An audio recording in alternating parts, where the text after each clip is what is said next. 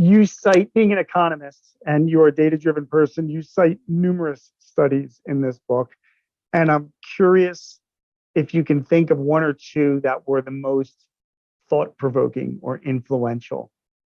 That IQ matters less than I had thought at first.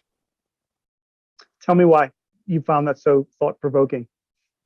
Well, most smart people think smarts really matter because they Mm, see that their own success has depended upon their own smarts.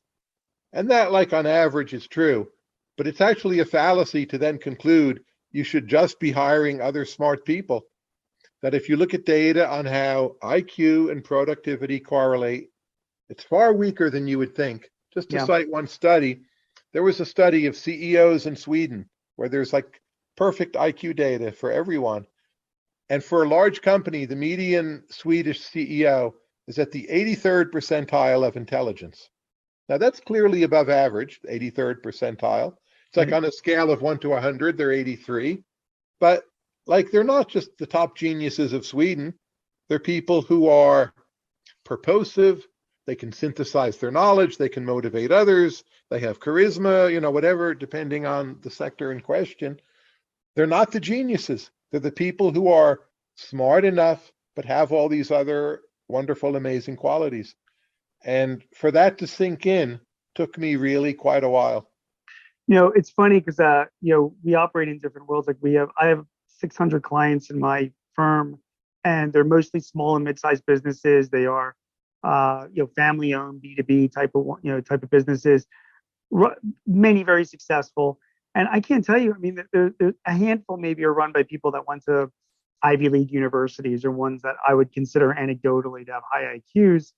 There's a lot of other factors that go into becoming at least a successful business person, let alone a manager. So that study itself does not surprise me whatsoever. Were there any other studies that caught your attention, or was that the one that really sort of Well, was the most provoking? that would be the most, but another one that caught my attention, it is easier to pick out smart men by looking at them than it is to pick out smart women. So if you're interviewing women, That's fascinating. like, don't be too confident about your own judgment. Like, there's more that you don't see. And I And wonder it if makes that, sense also because I think for whatever misguided social reasons, many smart women either cover it up or don't emphasize it in the same way that smart men might.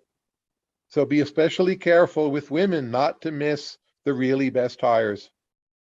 and I wonder if that dovetails into our point made earlier about different people of different genders or cultures interviewing each other. I wonder if that applies to women when they interview other women versus men who interview women. Yes, If women that are is, better at it also. That's another fact in the book, as best we can tell. And it's a reason to have women on your interviewing teams. I mean, you should already anyway, right. but if you don't, or to have more, absolutely.